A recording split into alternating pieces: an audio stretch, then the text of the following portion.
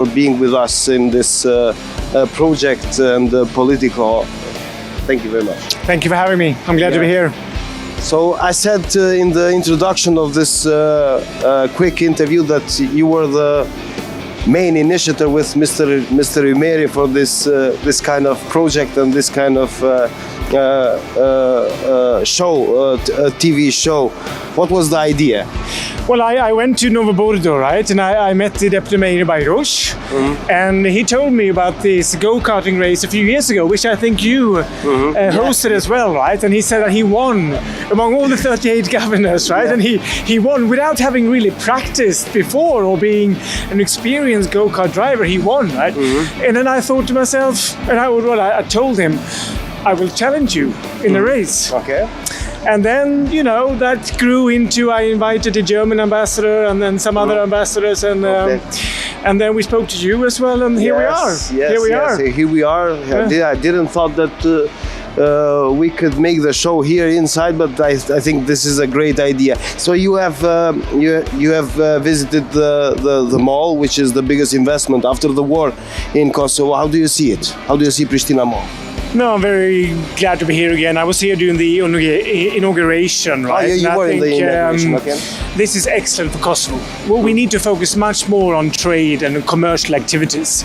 And this will draw people from not only Kosovo, but also from northern Albania and from North Macedonia. So I think this is excellent to have in Pristina. I'm really impressed how it's done as well. This is really a state-of-the-art mall. I feel much more somewhere else now in the US, perhaps, than in Pristina. Do we have like this in Sweden or no? I would say we have 2 or 3 malls like this. Yeah. I would say, yes. So Kosovo is being like Sweden. I mean, speaking about the mall. Yeah, being more international in that sense, I would say, yes. Yeah. So this is a good opportunity for foreigners to see something that in Kosovo is going on.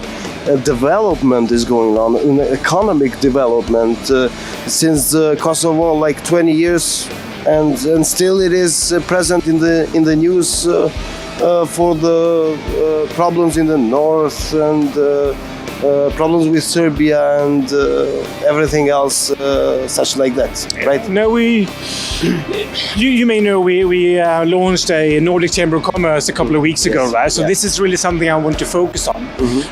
So this is part of that. It's good to have international mall like this here in Pristina. It attracts people, it attracts more companies, right? So I hope that the Nordic Chamber of Commerce will also be able to attract more companies. As you say, we need to focus on business and to produce more employment opportunities in Kosovo. Do we have a Swedish investment here in Kosovo, in Pristina Mall and in Kosovo? I mean, companies, are the Swedish companies seeing Kosovo as an opportunity?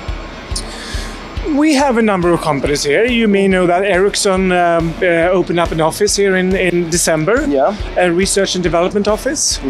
Volvo Cars will open a new showroom in a few weeks' time.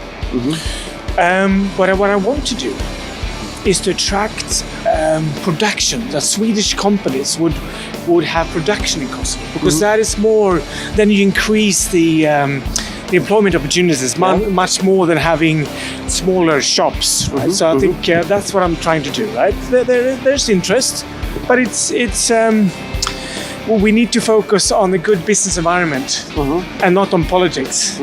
So it gets more difficult to attract Swedish companies to come to Kosovo when you have other headings like insecurity. Do you see Kosovo as an attractive for the foreign companies to come and invest?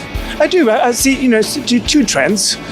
The first one is the near-shoring, which means that many European companies, including Swedish companies, are moving production from China and Southeast Asia back to Europe because of all the logistical challenges.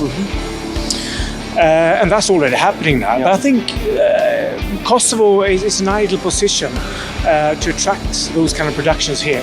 The second one is, of course, that Swedish companies and European companies had production in Russia and Ukraine.